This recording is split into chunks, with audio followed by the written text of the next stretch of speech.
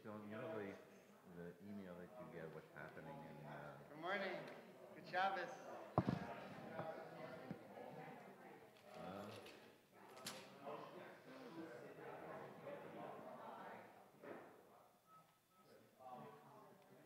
are you, Rabbi? Hanging in there. You must get an awful lot of phone calls. More than ever. What? More than ever now. It's pretty crazy, yeah. Yeah. A lot to do. A lot of people struggling. I don't know how you could not.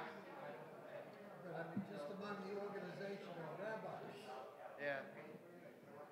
Well, it's an I told you so moment. Am I drifting, or is it my imagination that CNN has become much more Palestinian?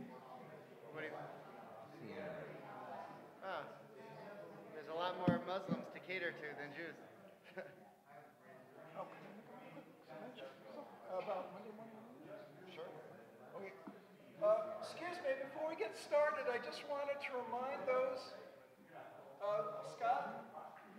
Oh, excuse me, just before we get started, I just want to remind those that come to Minion. Bob. That's okay, Bob.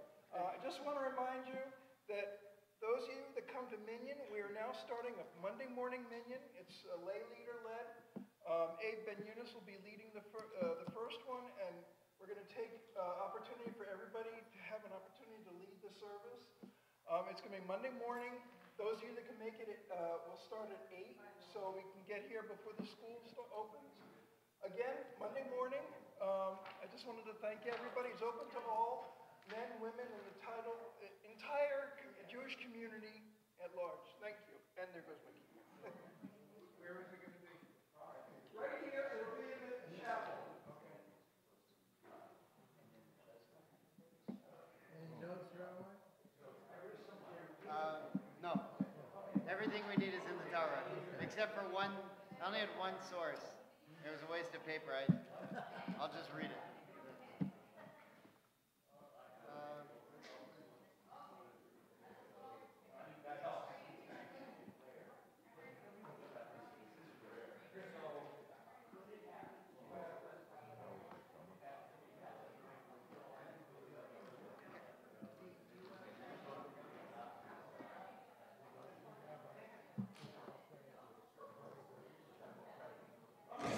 Okay, good Shabbos. Here we go. You ready? Okay, Parshat Noach. Here we go.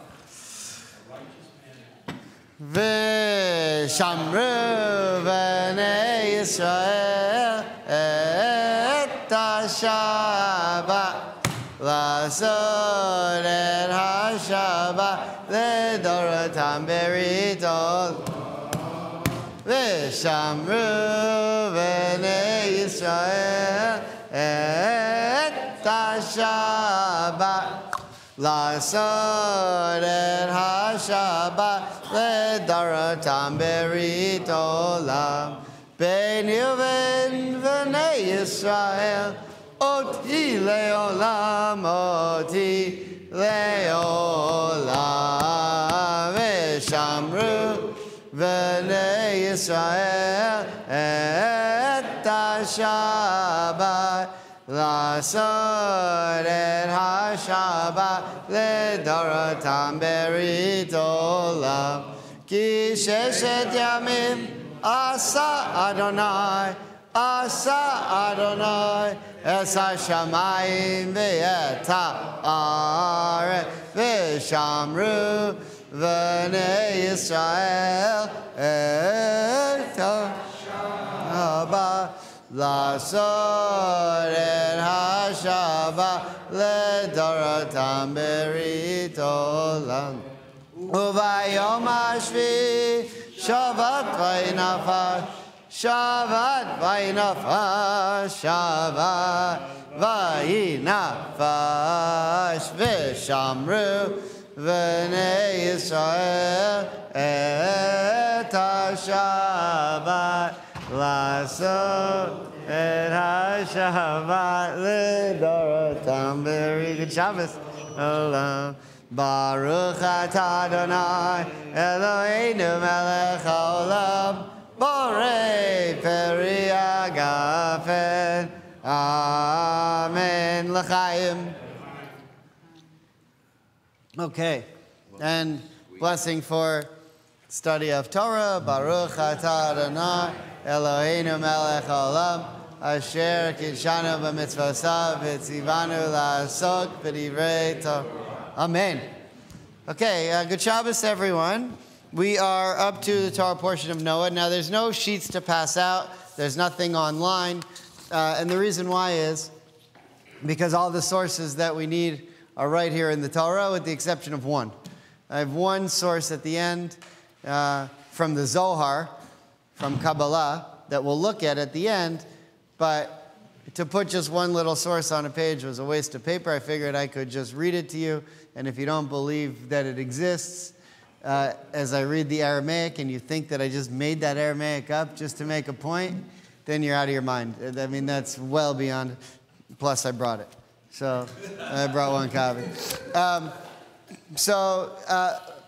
Now, normally, what I'm going to show you, normally to just show you Torah without dazzling you with Talmud, Midrash, commentary, that's not my style. But with the, one of the rabbis who I often mention is Ari Khan. And again, I would never have understood this without his explanation. But what you have to understand is that Ari Khan is a disciple of Rabbi Soloveitchik. And Rabbi Soloveitchik was a disciple of the other Rabbi Soloveitchik, who was a disciple of the other Rabbi Soloveitchik, who was a disciple of that Soloveitchik. The one who started it all, the Brisker Rav. So you're talking about some serious Torah study here. These are the people who invented the Lithuanian style of yeshivish study, which, I would say that the Lithuanian yeshiva was the Harvard of yeshivas, but they liked Jews at that yeshiva.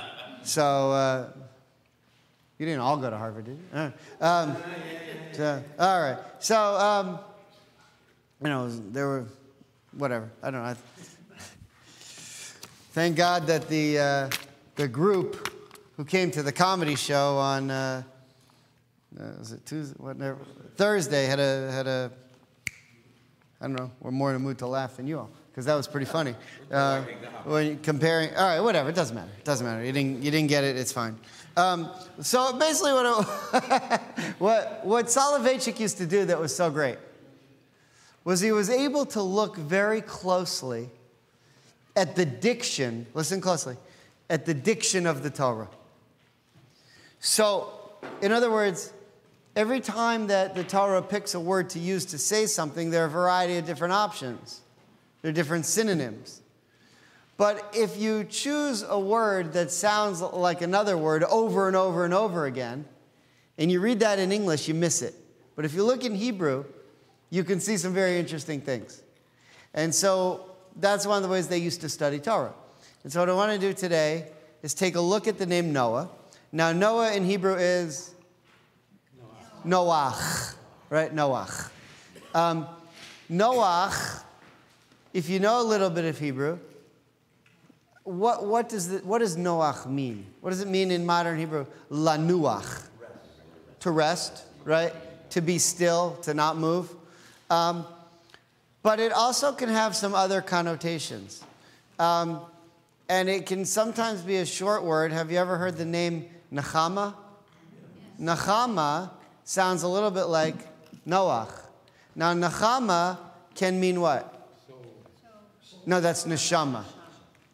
Nechama. Consolation. To be consoled. We say Nichum Avelim. Consoling the mourners. Avelim are mourners. So that's one root we're going to see. Nechama can also mean in the Torah regret. You can regret that you did something. Now, the bird that Noah sends out is the Yonah. which is the dove, right? When the Yonah goes out, it's looking for a place to rest. The word that the Torah uses for rest is manoach. What does manoach sound like? Sounds a little bit like Noach, right? So it's like an interesting word choice to look. That's the word that he used for the dove to find rest, manoach.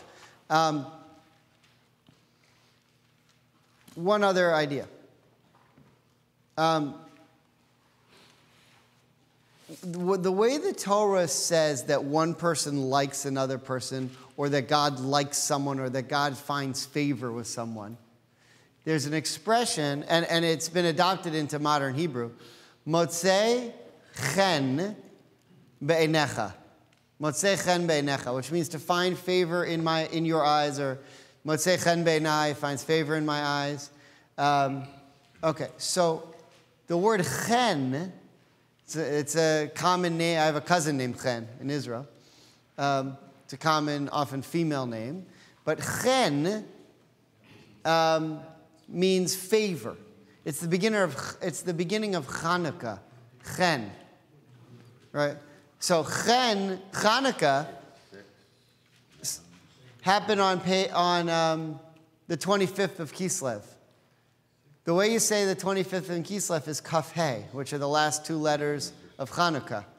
So on Hanukkah, Chen on Ka, which means we got God's favor on the 25th. That's Hanukkah. It also means some other things, but Chen is Noach backwards. Right? Clear so far? Now, so you might say, meh. You might say, it doesn't sound that interesting. Well, that's the difference between you and Soloveitchik. Soloveitchik says, that does sound interesting. So what I want to show you is how he builds a case here. And then maybe try to make a point at the end. So what I'm going to do is take you through a variety of verses and show you how they build up. But once you see this, you'll understand the story of Noah in a completely different way. And maybe the way that it was intended. It's funny. When you think of Noah's Ark, you think of the kids. Like it's like a kid's story. So earlier this week, I spoke over here at St. Thomas I spoke at their chapel to their whole school. They're a school like us, K through 5. They're preschool through 5th grade. And they have this chapel that a lot of the parents come to also. And they know Noah's Ark story. They've been hearing it their whole lives. They just never knew what it meant because they never heard it from me. All right. So anyway, I gave them the Jewish version. Father Tim over there, who's a friend of mine, he said, what do you want to talk about? You can talk about anything. I said, well, where we are in our Torah portion is up to Noah's Ark. He said, that's unbelievable. We were just studying that. So perfect, I'll talk about that. And I said, what a great story for kids. Because you think Noah's Ark, the animals. And then he said, yeah, it's a great story for kids, except when they kill everybody. So yeah, I never thought about that part of it. Because we always think Noah's Ark, it's like the kids, it's like a great story. It's a story of killing everyone in the world, except for like 4 people. I don't know. Anyway, you're right. Other than the part where they kill everyone, yes, it's a wonderful story for kids. So, okay. So then I went into one of their classrooms and they showed me where they built a model ark. And I said to the teacher, where's your project that shows everybody being murdered? No, I didn't say that. I didn't say that. So it was funny though. Father Tim said, yeah, it's a great story for kids, except when they kill everybody. Okay. All right. So here we go. This is going to be a fun ride. I think you're really going to enjoy this. All right. We're going to start. I'm just going to take you through a few verses, and I'll just read them because they're sporadic. So we're going to start. If you have a book that has Hebrew in it too, that's good. And if you are able to read Hebrew, that's better. But if you can't, we're going to help you. All right. So we want to start. The story to Noah begins not in Noah. Noah's first mentioned not in Noah, but in the previous Torah portion, last week's Torah portion, Bereshit. Okay? So that's where I want to start. So if you'll travel with me to chapter 5 of Genesis. We're only going to be in Genesis today. Chapter 5, verse 24. Although we could have looked at Job. There are comparisons to Job, but I'm not going to get into it. That's advanced. Although you're advanced. Chapter 5, verse 24. Everyone have it? Okay. Now, it says in English, and Enoch, okay, so this whole section of Torah, the end of Genesis, is what you call a genealogy. This guy came, then this guy came, then this guy came. And it doesn't tell us anything about any of them except their name and how old they lived until you get to a guy named Enoch. With Enoch, you get one other biographical piece of information. And look what it says in verse 24. And Enoch walked with God. Then he was no more, for God had taken him. Okay, so the difference, in verse 23, you get how old he was. 365. So there's, every year is the year of Enoch. There's one day. Okay, so, and Enoch walked with God. So what's different there is, in all the rest of the genealogy, it just tells you the person's name and how old they were. But when it gets to Enoch, it tells you that Enoch walked with God. Now, that's very interesting. The rabbis have a lot to say about it. But what's more interesting is how to say Enoch in Hebrew. So the verse starts 24, Vayitalech, and he went, or like he walked with God. Enoch in Hebrew is Chanoch. Chanoch sounds like Hanukkah, right? Now, Chanoch, the last part of his name is Noch, which sounds a little bit like Noach, right? With me so far? Yep. Now, what's the first part of it? Chanoch, Chan, which sounds like Chen. Remember? Motzei chen be'enecha, I found favor in your eyes. So Chanoch, this guy who walked with God, who's the only person mentioned in the genealogy in Genesis who walked with God, happens to have a name that sounds like Chen and Noach. Favor and Noach. Chanoch. Clear so far? Okay, you might say big deal, but there's a lot more coming. Okay, now, if we went back, well, let's skip that for now. Where do I want to go next? Okay. Yeah?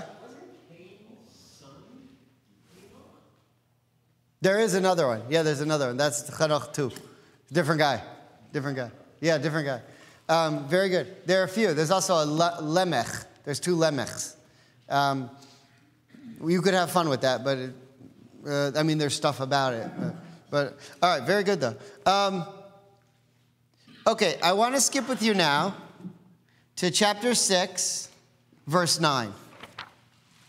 And I think you'll be impressed with this. The first verse of Noah. 6:9 is where the Torah portion begins. Okay. These are the offspring of Noah, right? Chapter 6, verse 9 of Genesis, the very beginning of the Torah portion. Everyone with me? These were the offspring of Noah. Noah was a righteous man, perfect in his generations. Noah walked with God.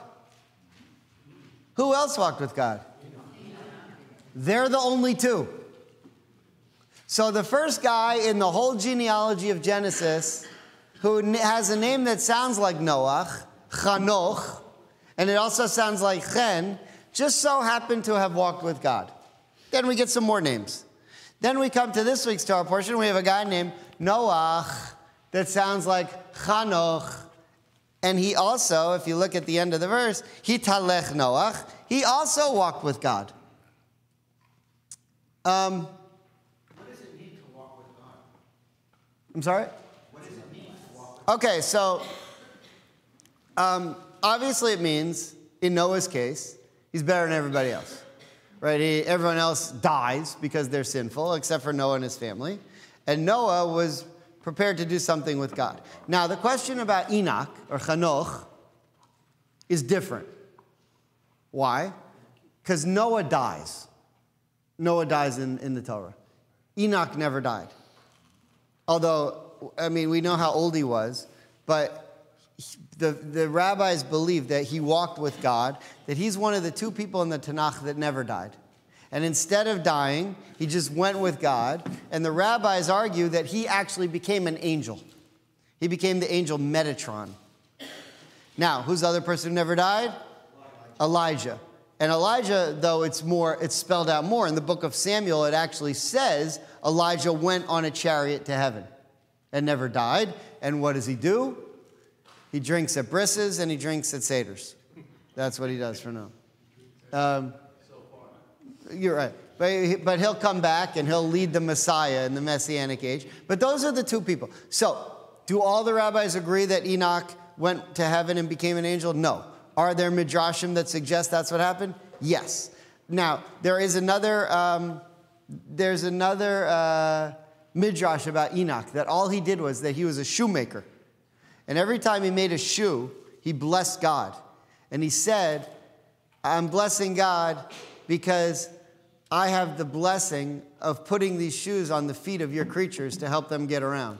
And God was so impressed with that everything that he did, something as lowly as making shoes, he saw as something that he could do to serve God. And because of that, he was this special character and whatever.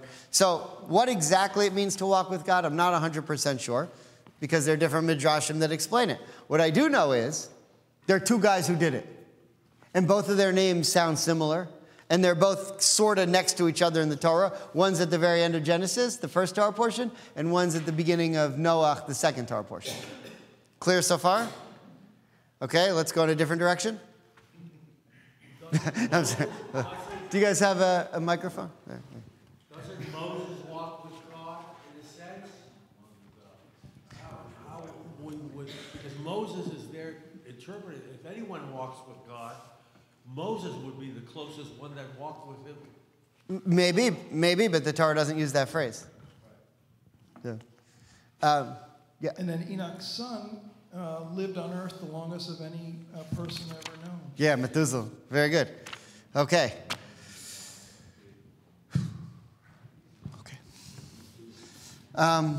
Very good. Thanks, Ian. We're now up to... Oh, I want to go back to, let's get to the root of this. Chapter 6, verse 1. So I just showed you chapter 6, verse 9. The Torah portion of Noah starts with verse 9, but I want to actually start with the beginning of chapter 6 to get the full story. Because you don't get the reason for the flood necessarily in Noah. You get it at the end of Genesis. You start to see the crime of what was going on already in chapter 6, verse 1. So actually, Norman, would you mind reading chapter 6, verses 1 through 9 with the mic? Very good. Thanks. Now, as people began to multiply on the earth, daughters were born to them. And when the divine beings saw how fair were the human women, they took wives for themselves as they chose. Then the Eternal One said, my spirit will not forever endure the humans, as they are but fallible flesh. Their lifespan shall be only 120 years. The Nephilim were on earth in those days. And afterward, too, when the divine beings mated with the human women, they bore for them those heroes who from old enjoyed great renown. This is Noah's chronicle. Wait, no. Verse 5? You didn't want me to go with that. Wait, where are you? Oh, I finished 4. Yeah. Verse 5. And God saw, right?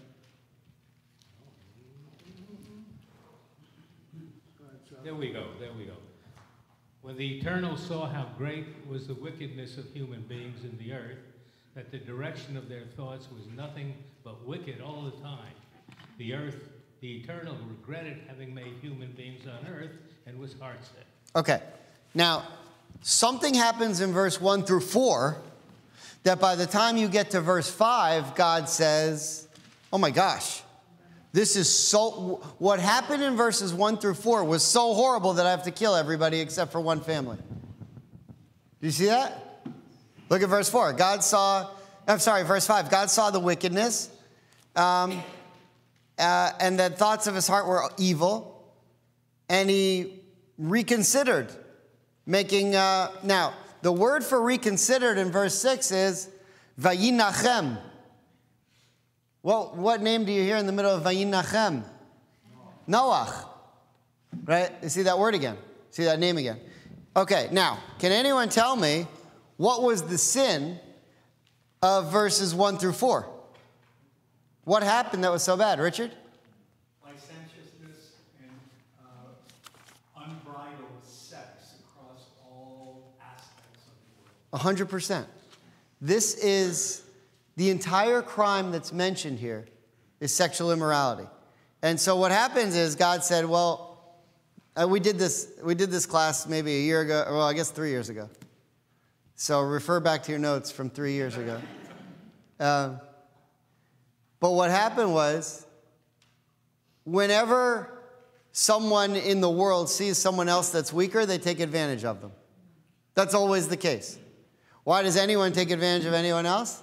Because you can. If you can't, you don't. Like, you know, there's this one video of road rage where this guy is cut off by someone else, and he gets out of the car and he's ready to kill them, and the guy he's ready to kill gets out of the car. And it's like this 300-pound football player.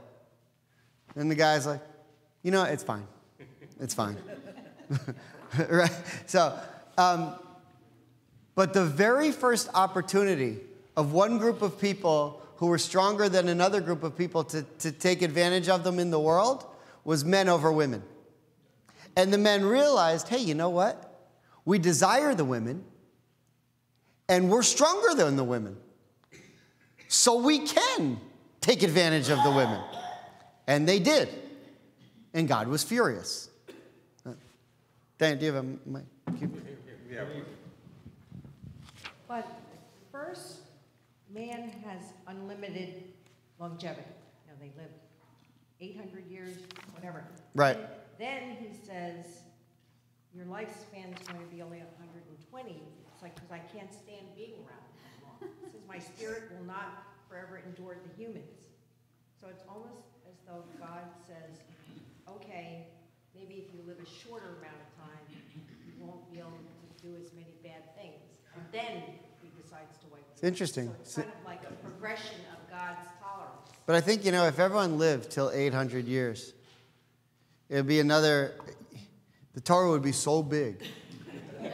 And the Jews wouldn't be able to schlep it around. And God, so I think God started out like, all right, this guy lived 800 years. That sounds like a good number.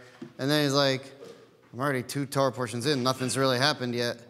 No one's going to be able to schlep around these books. I need to. So I don't know. It's a joke. Yeah, I could use that for my next routine. There's something there, actually. I think there's a kernel there I could build on. Joe, can we pass the mic back? Again, for a proper gift, I can arrange that there'll be a microphone at your spot for each class. And then, you're right. They give me a quarter. Oh, okay. All right. Rabbi, Yeah. in English, it refers to people who are marrying women as divine beings. Right. In Hebrew, it says B'nai Elohim, children of God. Right. So here's what Rashi says. Yeah. Are these humans or angels or what? So, no. No, look, it looks like it's angels. The way that we know it's not, first of all, is angels don't die. Right, and these are people now who are going to be killed by God in the flood. So they've got to be human beings, or else a flood would not scare an angel who doesn't breathe. Big deal. So Rashi says, hang on one second.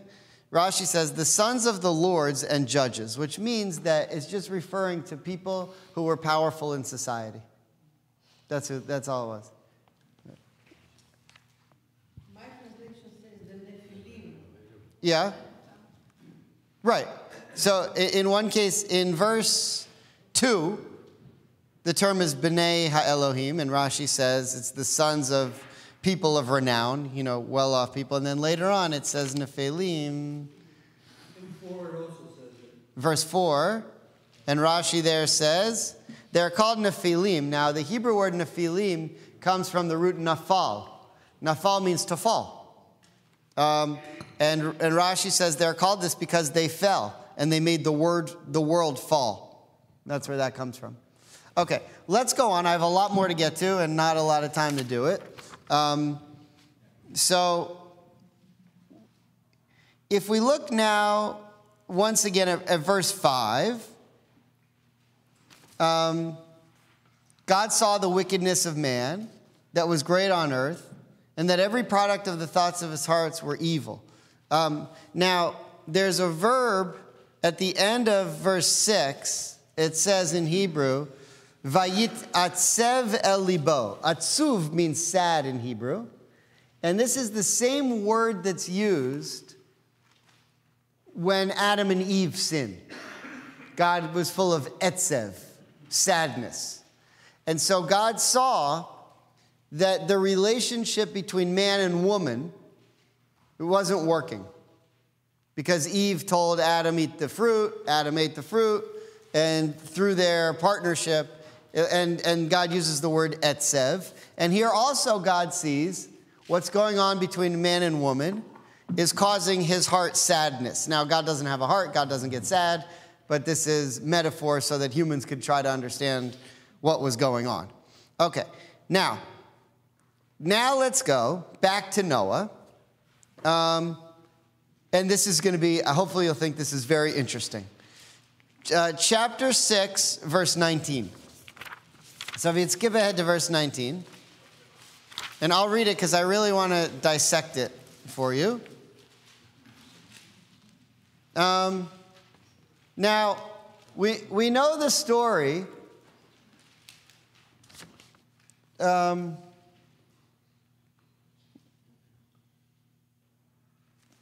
on, let me just, there's one other verse. Yeah. Come to the ark, your household.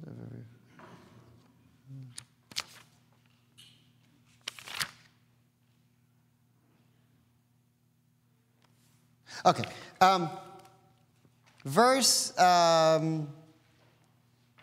was I talking about? 19. Okay. So, and from all that lives of all flesh, 2 of each shall you bring into the ark to keep alive with you. They shall be male and female. Okay. Now, obviously, you need male and female so that we can continue to populate the world with these animals. You know what happened when I was speaking at St. Thomas, I told them there's a midrash. And I gave them a little idea what midrash is. This is kindergarten through 5th grade Episcopalians who are 60% Roman Catholic. That's what they told me. So I said to them, you know, these Torah stories are true. But there's midrash. There's more to the story. There's the stuff you guys don't know, that we have, that you hate. No, I didn't say that. So I told them, as the ark was going out, there were 2 dinosaurs. And they saw the ark going out.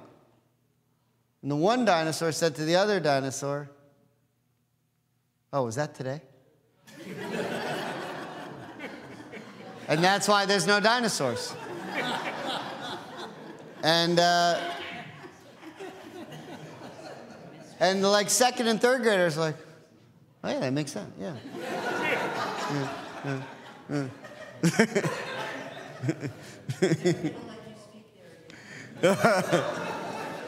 Actually, it's the first time they enjoyed it in a while, they told me. So God wants to destroy humankind, but why does God destroy all the other creatures? Well, according to the Midrash and the rabbis, the licentiousness was so bad that even the animals were misbehaving. But he was able to find a few who behaved themselves. And how do I know that? I'm going to show you in a second. I think you'll be amazed. I think you're going to be amazed at something that's about to happen. Now, I just want to point out the end of verse 19. When God says male and female, this is the same way we say male and female in modern Hebrew. Zachar and nekeva. Okay, Zachar and nekeva. Now, we could get into what those words mean. It's a little graphic. I don't really want to get into that. But they mean male and female. But I just want you to note that the term that's used for male and female in verse 19 is Zachar and Nekeva, which very simply means male and female. The reason that's interesting is because the next time the Torah refers to the animals, it's going to use different terminology. Clear so far? Okay. And if you just read it in English, you wouldn't be able to tell the difference. But if you look at it in Hebrew and you pay attention to the diction, all of a sudden it becomes fascinating. Okay, so Zachar, what we have in verse 19 is Zachar and Nekeva. Now I'm going to show you something that you are not going to believe. Let's skip now to chapter 7, verse 6.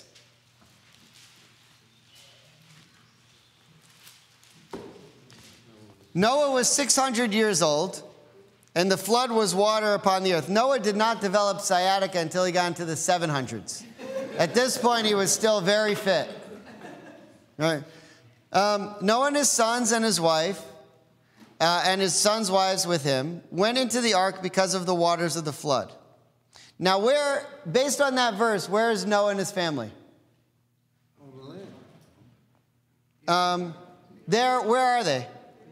They're in the ark, right? So this is now like, you know what they're doing now? You ever go on a cruise? And you know what the worst part of the cruise is? The drill in the beginning, right? When you have to you're finally on vacation, you're in your room.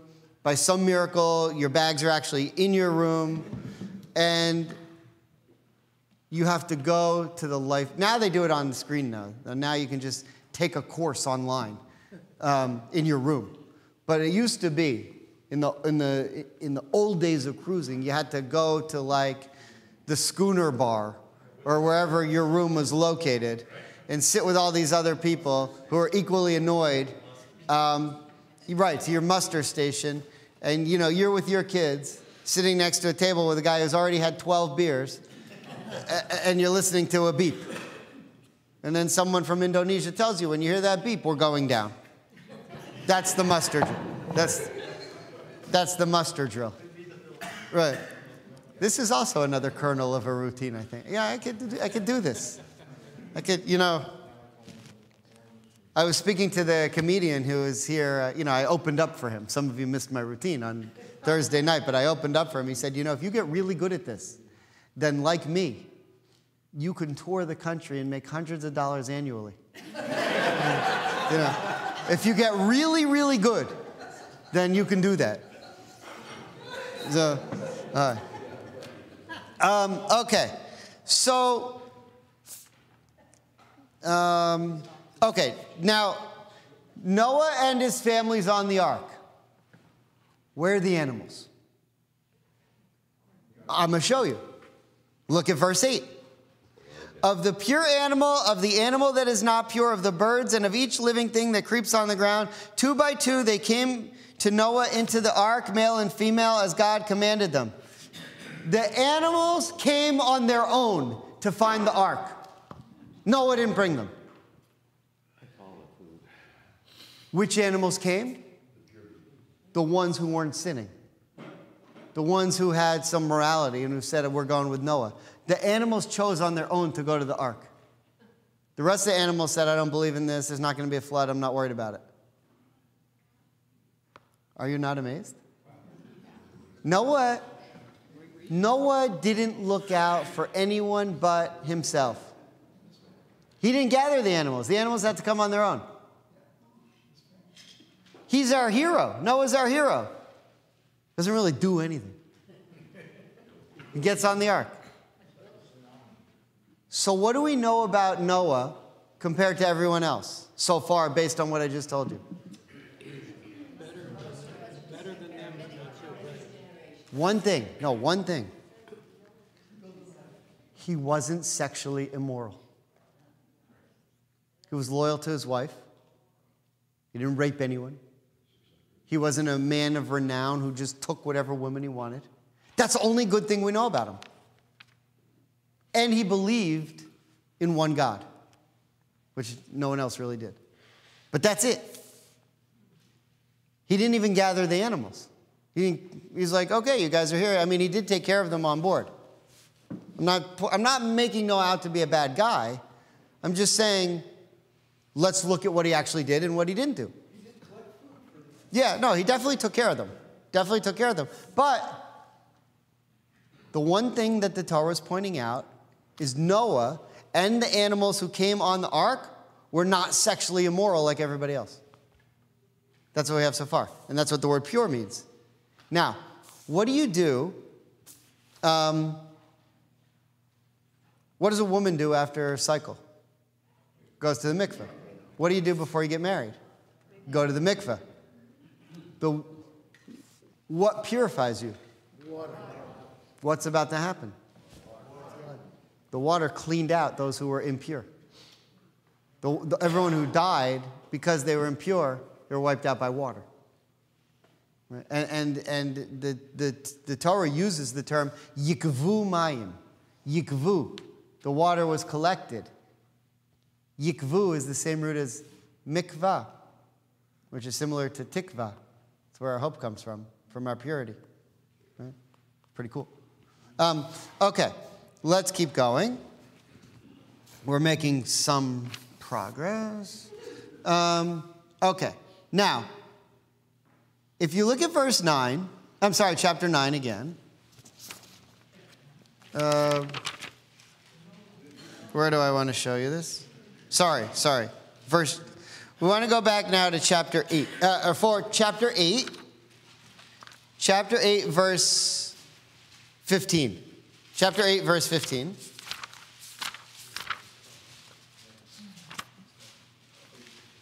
Chapter 8, verse 15 says this. God spoke to Noah saying, let me make sure I'm in the right place here. Chapter 8. Do I need this part? No. Okay. God said to Noah saying, go forth from the ark. Now, why is this interesting? Because instead of saying male and female, it says something else. Oh, wait. Did I skip something else I need to show? I did. You're gonna hate this. We've got to go back. I know this is annoying, but chapter 7, verse 2. You can hold your spot there. We're going to come back to it. But first, I have to show you chapter 7, verse 2. So remember, we referred to male and female as zachar and nekeva, which is the modern Hebrew way of saying male and female. But when we look at chapter 7, verse 2, we have something different.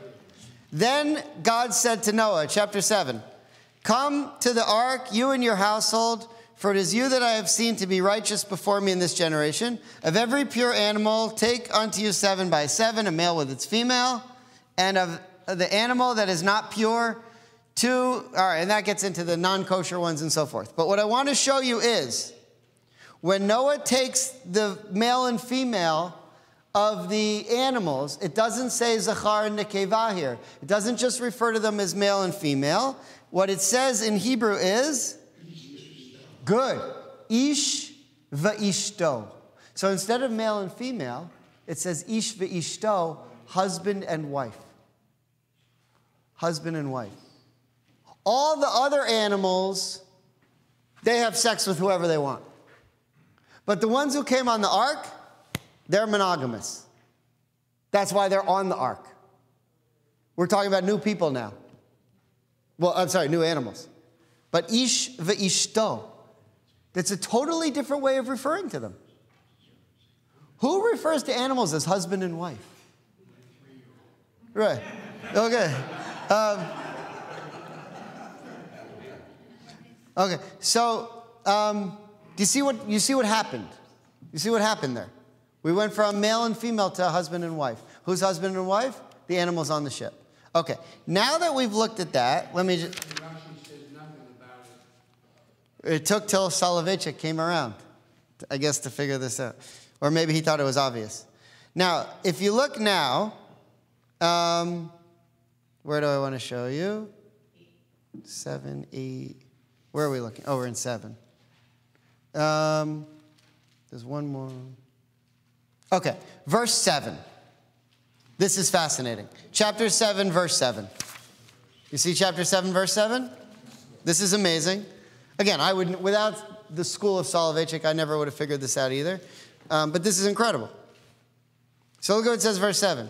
Noah and his sons and his wife and his sons' wives with him went into the ark because of the waters of the flood. One of the things that we know from the rabbis is that when they were on the ark, because everyone else was dying outside, that Noah and his wife and his sons and his wives, they had no marital relations because it wasn't proper to do while everyone was dying around them. Okay, now look though how it's written. And you might not think this is really that interesting until I show you something in chapter 8. But if you look in chapter 7, Noah and his sons, okay, the men are on one side, and his wife and his sons' wives with her on the other side. The men and women stayed separate while they were on the ark. Okay? Now, keeping that in mind, now we go to chapter 8, verse 15, and I hope that you'll be impressed with this. If you're not, well, I'm used to that. But this is incredible stuff. 8:15. Everyone with me? 8:15. I know it's a lot of skipping and it's annoying, but that's life. God said to Noah, chapter 15, verse 8. God said to Noah, saying, go forth from the ark, you and your wife. What's the difference? And look, your sons and your sons' wives. The women are no longer separate from the men. When they go onto the ark, God tells them, you men, you're grouped in one group, and you women are Noah and your sons, your wife, and your daughter-in-laws. Clear so far? When we get off chapter 8, say minateva, go out from the ark. Atav ishtacha, reunite with your wife, you and your isha. Uvanecha v'neshei vanecha, and your sons with their wives. That's a fascinating difference. The whole story, what we've pointed out so far, of Noah's Ark is purifying the world from the sexual immorality that was so bad that God needed to start over. With this group, why this group? Because that's the one thing they understood. And what was the test of the ark? Stay away from your wife for 40 days. And they did that. Now they come off the ark and there's another test. What's the next test? So, does anyone know what the first mitzvah in the Torah is? Here it comes. Verse 17. Very good. This is it. By the way, you know, of the 613 mitzvahs, there's only 3 mitzvahs in all of Genesis. The other 610 are in the other 4 books. What are the 3 mitzvahs? Be fruitful and multiply, that's the first one. Circumcision, remember Abraham? And don't eat from a live animal. Aver min achai. Those are the only 3 mitzvahs in Genesis. Genesis are the paradigmatic stories of our matriarchs and patriarchs that we're supposed to model our lives from, and then there's more. Then God tells us how to do that with the mitzvahs. But those are the only 3 in Genesis. Okay, now if you look at verse 17, chapter 8, verse 17, it says, every living being that is with you, all the flesh of birds and animals and moving things that move on the earth, have them go out with you, and they shall swarm the earth and be fruitful and multiply on earth. Which means that we're going to try to, and then verse 18, so Noah went forth, and his sons, his wives, and his sons with him, every living being, so forth. And the idea is pru or vu again. You're supposed to go out and populate the world again, but do it the right way this time. You see? Pru or vu, do it the correct way. I have a question. If Noah was righteous, he was... Yeah, can you pass?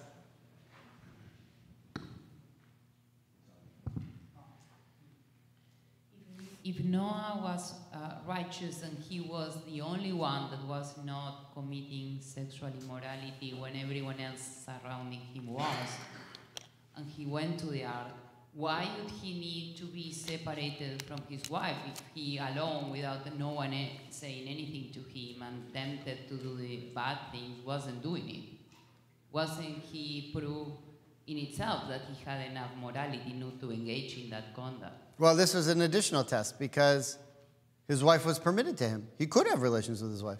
There's nothing wrong with that. But They're married. The fact that they enter separate. What? The fact that it says in the Torah that they go in separately. Right. So that was a further test because he was allowed to have relations with his wife. That's a permitted, intimacy. Normally. But this was an unusual circumstance. Because everyone was being killed, he needed to stay even purer because of what was going on. So everyone else was having relationships that were forbidden. That was a permissible relationship, but he refrained from it. By the way, Moses does this also. Moses separates from his wife on his own. God didn't even tell him to, right? That's why Miriam and Aaron were gossiping about him, and we get to all the leprosy or the sara'at and all that stuff. But it was like an additional test. All right. Carol, can you use the mic? Can you pass that mic to Carol? And then we only have 9 minutes, so we're going to have to go through this quickly. Fasting. I'm sorry? It was like a fasting to separate yourself from any kind of pleasure, to be one with God, to purify yourself. Yeah, sort of. Yeah, but it's a little bit different. Gesundheit, although there's different reasons to fast. We fast on Tisha B'Av because we want to feel the pain of all the horrible things that happen to the Jewish people. That's not why we fast on Yom Kippur. We fast on Yom Kippur because we want to be like the angels and have a Holy Spirit. So there are different reasons for fasting. But, yeah, I mean, it's definitely part of it. Definitely part of it. All right. I want to show you now one more thing that is equally amazing. Now, there's this weird story at the end. So God tells his children that he's not going to do this anymore. He's never going to bring a flood again to destroy the earth. Or God tells Noah and his sons this. And then Noah's exhausted, so he gets drunk. And somehow he's naked. And his one son sees it and tells his two other sons. And Noah gets furious about it. Now, he gets so furious that he curses Ham, like forever. Which seems a little dramatic. Okay, so he gossiped about his father, but it seems a little dramatic. But the fact that it was that Noah was naked, the one thing that Noah could brag about was, I'm the most sexually moral guy there is. And now the fact that he's naked, it's almost like Ham is saying, maybe he's not so moral. I don't know, something weird's going on here. He gets drunk, who knows what he's doing. It's not like there are any other women out there anyway. Except Noah's daughter-in-laws, although, God knows what was going on. Well, God does know what was going on, but he's the only one. Because there was no one else. The reason that's funny is because there are no other people. Okay, now, if you look at chapter 9, verse 25, this is my last chance to dazzle you. If you're not dazzled already, which you should be. Zachar to nekeva, ish to ishto. We put this whole thing together, that this whole thing of the story of Noah's Ark, when, you always thought it was about one thing. Now today you're finding out the whole thing has to do with sexual immorality. Then we have this story at the end where Noah's naked. Okay. Verse 25 is fascinating. Vayomer, and he said, Aror Canaan, cursed is Canaan. Now, a slave of slaves shall he be to his brothers. And he's referring to Ham, who's the one who tells the other two that he's naked. But Canaan is the nation that's going to come from him. And ultimately, they get kicked out of the land of Israel when we move in. Now, what is so unbelievable about verse 25?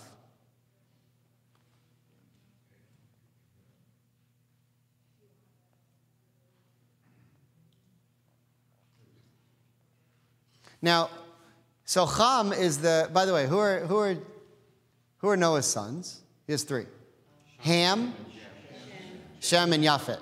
Japhet founds a city just north of Tel Aviv. Jaffa.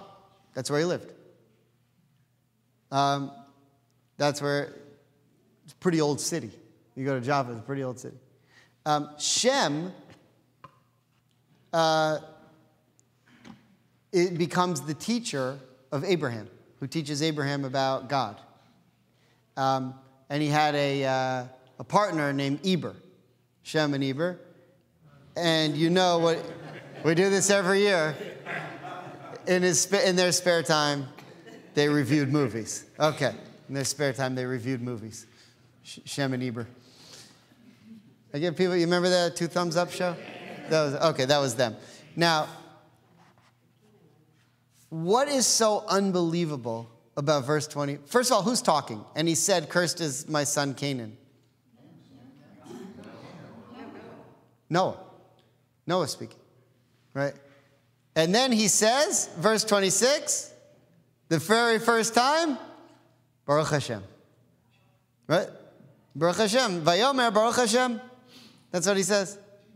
That's because he says, blessed be God, the God of Shem, and my other son Canaan is going to be his slave. And then he goes on, may God. Now, I'm going to tell you something that's so cool. What's so interesting about, this is the end of the story. This is the very end of the story. Who's the hero of the story? If I tell you the story of Noah's Ark, you say, who's the hero? Who's the hero? Noah. Verse 25 is the very first time in the Torah where Noah speaks. Up until now, he hasn't said one word. This is that's what I'm looking for. You know, right. Pretty cool, right? The whole story, he's the hero. He never said one word. He never does anything. When does he speak? When he's personally offended. You're going to kill the rest of the world? I got nothing to say about that. What? Right. Abraham said, how can you do that? What if I find 50? What if You're going to kill the rest of the world, Noah? Not a word. Not a word. You insulted me? You should be cursed from here forever. You dare insult me? Rest of the world killed? No issue. You insult me? Cursed forever. Did you see that? You see how intense that is? Now you ask why Noah wasn't the first Jew? Why we had to wait for Abraham? Because when God said to Abraham, I'm going to destroy this city, Abraham said, how can you do that? Ultimately, God explained to him, they're all evil. There was an interesting sermon about that a couple weeks ago. I don't know if any of you caught it. It was mine. All right, one line now to conclude from the Zohar. Okay, so the Zohar says, the Zohar is the, by the way, when we were singing Vishamru, I mean, we sing it every week. We have no idea what it means, but it's just like a nice song to sing. Okay, so let's sing the first line. There's one word I want you to hear. Vishamru v'nei Yisrael et ha-Shabbat lasot et ha-Shabbat ledorotam berit olam. What is ledorotam? Berit olam. What's the last three words? Brit. So when we see, do you know what you're supposed to say? The blessing you're supposed to say when you see a rainbow?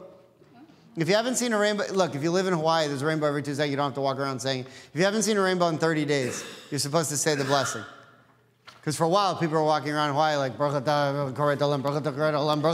and finally they said, look, guys, jeez, you know. So, but if you see a rainbow, you're supposed to say,